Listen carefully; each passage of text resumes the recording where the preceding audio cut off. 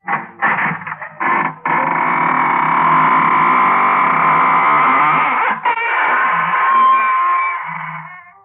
evening, friends of the inner sanctum. Well, here it is, Tombsday again, and this is your ghost host at the Squeaking Door. Tonight's story is called The Last Story. It's an original radio play by Christopher Mayle, and our star is Richard Widmark, who plays the role of Tony Muse. We're going to a small Maine coast fishing village, Flounder Cove, where fishing folks go to bed early, to the lullaby of the surf and the buoys offshore. But this night there is a new note added to the lullaby, a discordant note, which for all its strangeness serves only to keep awake the man responsible for it. Anthony Muse, a young newspaper man from the city, is typing furiously, while his bride sleeps in the other room of their fisherman's cottage. Dead fingers cannot type. A dead heart cannot ache. But that's the end of a story that began when my paper sent me here to Flounder Cove to do a story on fishermen. I spent my first morning sizing up the town. About noon, I found myself walking along a rocky bluff away from the village. I was approaching a little gray church and a little gray cemetery. And the grass was lush by the large tombstone. Mother, give me some sign. Tell me. Show me that I'm not a murderess. I don't really want to kill anyone. But I feel it. I feel I must. Huh? Sorry, miss. I was passing by and, well, I couldn't help hearing you. You heard me? Hey, wait a minute. Don't go. I'll leave you alone if you like. Who are you? Tony Muse. I didn't mean to eavesdrop. All right. What you heard me say, you would have heard from the others. You stayed here a while. This grave here, Mary Sherman. You were, talking to someone. I mean... I'm Rita Sherman. She was my mother.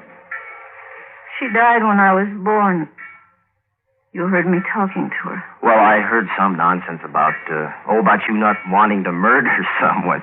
You're not a murderess, are you? I've been a murderer since the day I was born. Murder is in my heart, as it was in my mother's, as it was in her mother's. Why do you keep your head turned away, Rita? Look at me for a moment. No, I can't. Yes. I'll let you see. Look. Look at my eyes. Look in the sunlight. Well, they're yellow. Yes. Yes, yellow eyes. Murderer's eyes. Her eyes were yellow. The most beautiful eyes I've ever seen. I saw sunlight and gold and buttercups dancing through tears. But I saw no murder there. Only a horrible hurt, a tortured soul. And I felt pity. And the desire to know more about Rita Sherman. Yep. Killing runs in her blood. Got yellow eyes just like a mouse was. They're pretty eyes, though. Yep, right pretty to look at. Mother's was, too. She got a killing fit and drive a knife through a man's heart. Why? No reason. She come near hanging for it. Well, didn't she? No. Governor changed it to life. She was going to have a baby. Who, Rita? Yeah, Rita. Mary Sherman died born in Rita, prison hospital. Uncle Zeb's good Christian. He took baby and raised it. Well, why does she stay here? She can't bring herself to break away from a Ma's grave on a bluff. Talks to a ghost. Everyone I spoke to agreed that Rita Sherman would kill someone someday. I should have taken the afternoon train. My story was finished. But I didn't. I should have forgotten Rita Sherman and her unhappiness. But I couldn't. When I saw her standing on a high point above the hungry rocks on the bluff that afternoon, when I watched her step to the very brink of that bluff, I should have turned my head away, but I couldn't. Rita, you little... Don't, Rita! Don't! Stop struggling, Rita. You come back. You come back or you take me with you. Why don't you let me? I can't go on this way. I can't. Why did you do that? You had no right to slap. I do have the right. I love you. Oh, dear heaven. No. Is that so horrible, Rita? Didn't you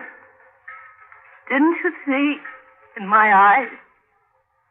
I saw superstitious nonsense, Rita. You've been told that you're a born murderer since you were a child. You're being driven toward it.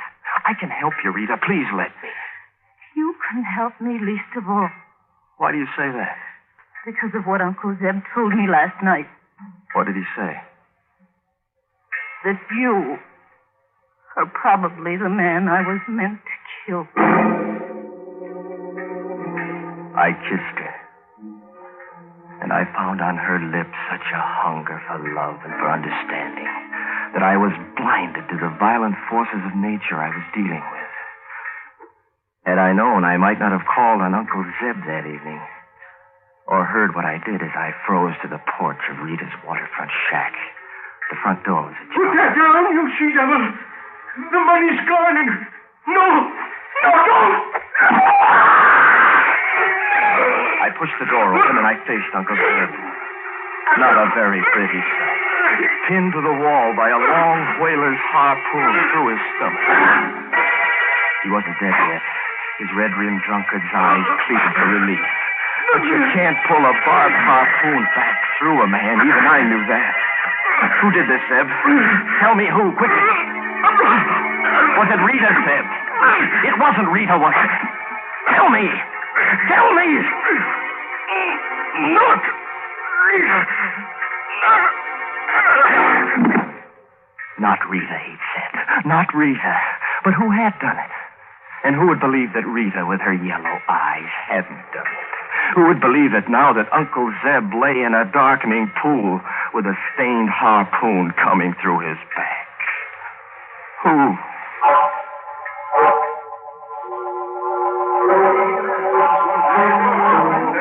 Well, here comes the sheriff now. Hey, sheriff, did you catch her? Let me through here. Yeah. Come on, folks, let me through. Did you catch her, sheriff? Sure I did. Well, I know that Sherman gal would kill somebody someday. Yeah, sure, I know it. Listen to me, Sheriff. Rita Sherman didn't kill anyone. Quiet! You got it all wrong. Emma Hathaway done it. What? Wasn't Rita Sherman. Say that again. Rita Sherman didn't kill Uncle Zeb. Emma Hathaway killed him. Sherman gal couldn't have done it. She took the 5 o'clock express. Bought a ticket for New York. I wasted no time leaving Flounder Cove. They promised to flag a through train for me that night. The sheriff came to the station with me, and he filled me in on the story. Who would have guessed Mamie Hathaway and Zeb was behind all those stories about Rita? But why, Sheriff? Were they trying to drive the crew crazy? And or worse, they could murder somebody. And they'd have the money all clear. What money? Zeb got $20,000 in cash from Rita's ma while she was in prison to raise a gal on. Zeb thought nobody knew that, so he was going to use the money himself. But Mamie Hathaway knew, huh? Yep. Rita's ma told Mamie just before she died. Mamie told Zeb she knew. So he had to cut her in on the deal. Lovely people. What happened last night? You come in the picture, and Mamie sees the gal's falling for you. She goes to Zeb and wants her share. And they each made a mistake. How, Sheriff? Zeb told Mamie he'd spent all the money. Mamie killed Zeb, thinking sure Rita'd be blamed for it. You see, son, nobody except Cal at the station here knew Rita had left Flounder Cove. Do you know why she left, Gus? I reckon I do, son. And I hope you find her. I have to find her, Sheriff. I couldn't very well tell the sheriff why I had to find Rita Sherman. Better than anyone, I knew a girl was just then arriving in New York. A girl who was unstable enough to become a homicidal fiend.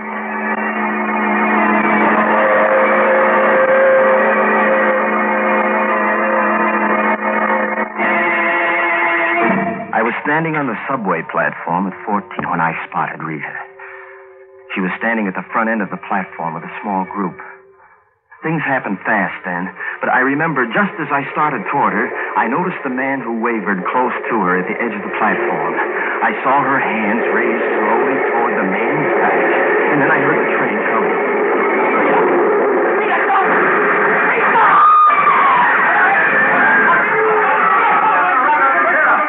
Rita, you poor kid.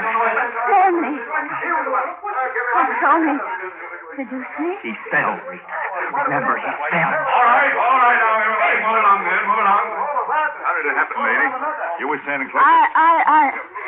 He was weaving, sort of rocking forward. I saw her go to pull him back, officer. She wasn't quick enough.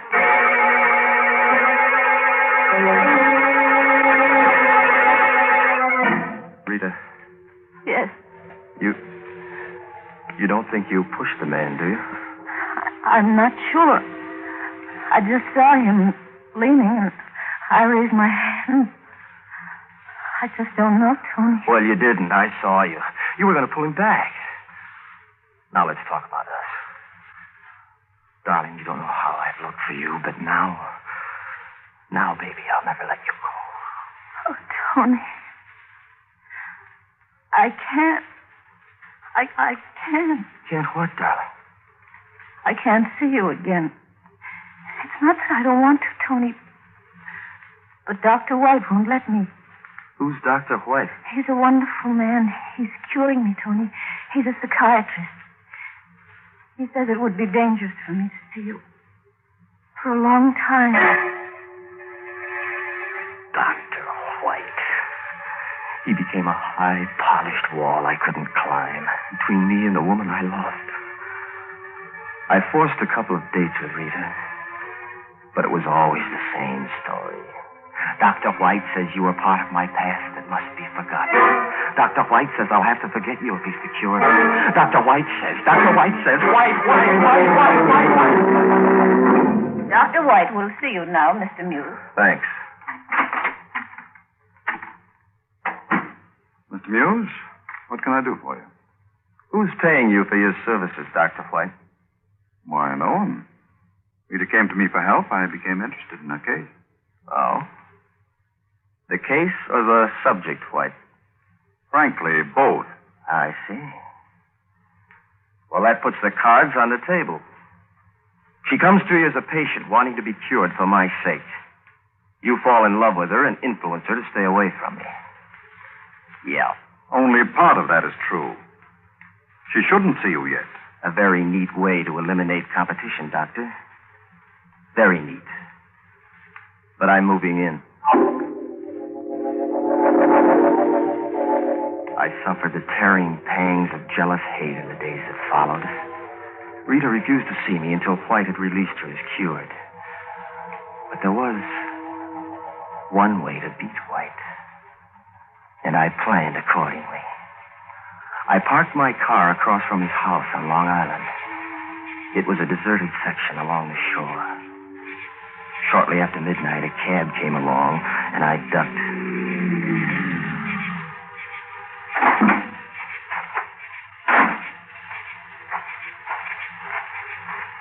I followed White up the driveway until he heard me. Who is it? Tony Muse, Doc. Muse? What are you doing here? Let's go inside where it's comfortable. Oh, no, we'll talk right here. Don't let's mess up your driveway, White. This is a gun.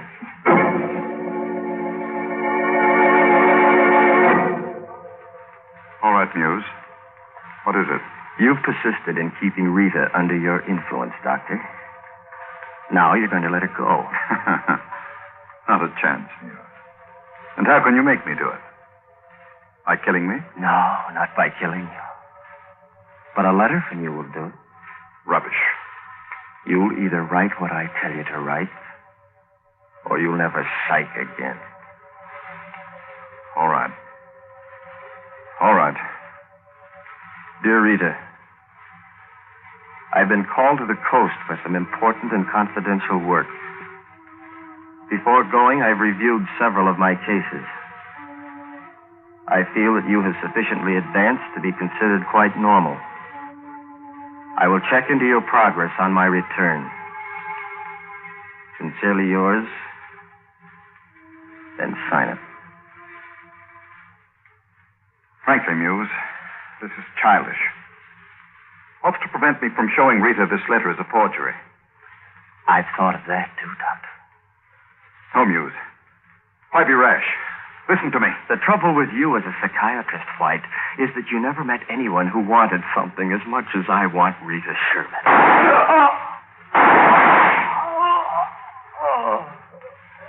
And I mean to have her, Doctor.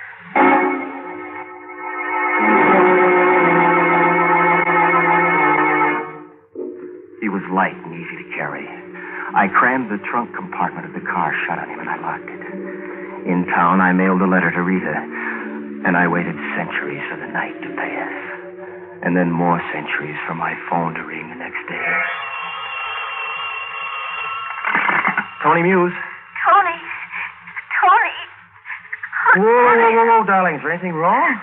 You're crying, Rita. I know I can't help it, dear. I'm just so happy. I just received a letter from Dr. White. He says... Rita, you don't mean he's released you? Yes. I'm well and normal, and when can I see you, Tony? Baby, pack your toothbrush. I'll pick you up in the car in 1 hour. We're heading for Lake Arrowhead, darling. This is your wedding day.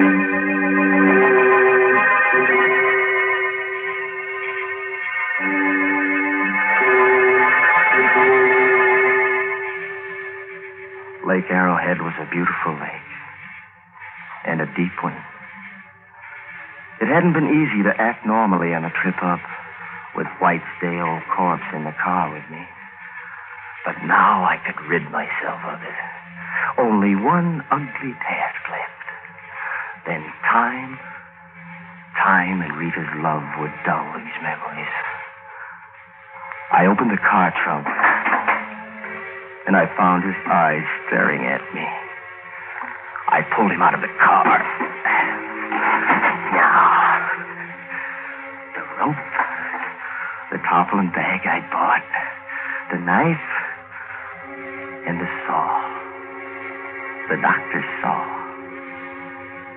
I was ready.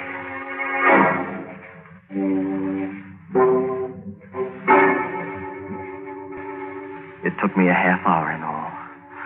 No one would have guessed then who was packed in the weighted tarpaulin package I dropped into the lake. It was finished. I was free.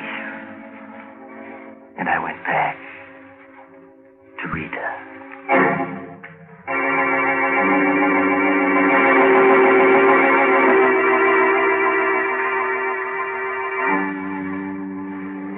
Tonight we reached Flounder Cove. We're spending our honeymoon here. No man ever had more than I did to be happy about with Rita. Rita, my wife.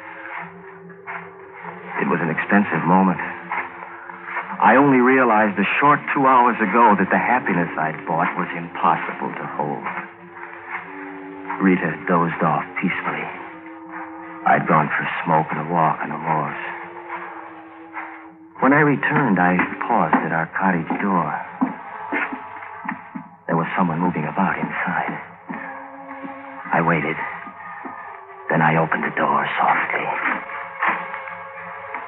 Rita was easy to see in her white nightgown.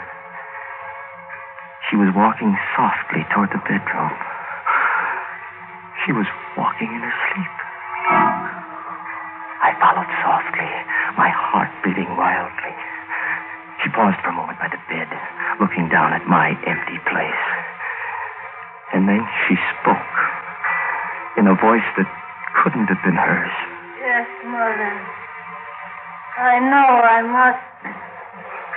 Yes, Mother. My world was still, hushed, balanced. ready to fall on me. Rita's arm raised slowly, and there was a single glint of mental as she brought her arm down, and she leaped on the bed like a wild animal. Her arm flailed up, down, up, and down. I saw her get up. I saw the knife buried into the slit mattress. Watched my wife return to her bed. Then came here to write this story. The strange forces of the mind are not to be tampered with, unless it be to resolve their cure for all time. Well, that's the story. All but the ending. And the end of the story must be acted out. Ironic twist, too. The same gun I used on White.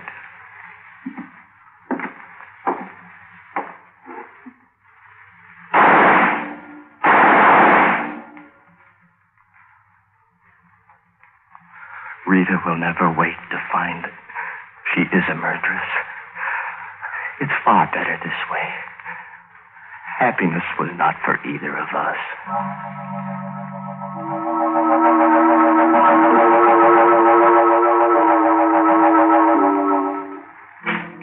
To whom it may concern, I, Anthony Muse, do confess to the murder of Dr. Donald White of New York City. I further confess to the murder of my wife, Rita Sherman Muse, this night. This, my last story, I bequeath to all editors whose past patience has been tried by my artificial, unconvincing, and contrived efforts in fiction writing. I'm going for a walk on the bluff above the sea.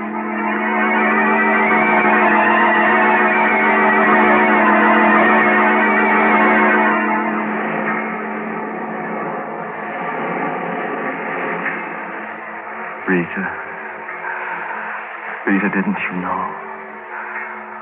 Whom the gods would destroy, they first make men.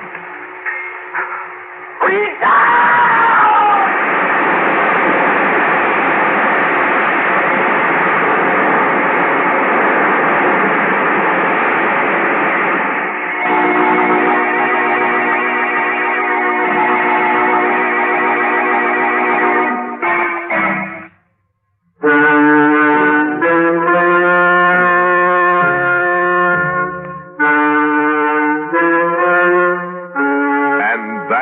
Mystery Theater.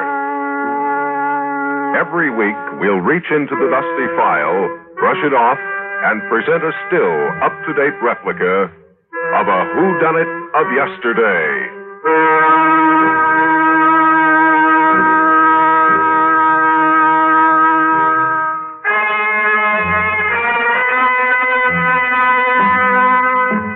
This is the American Forces Radio and Television Service.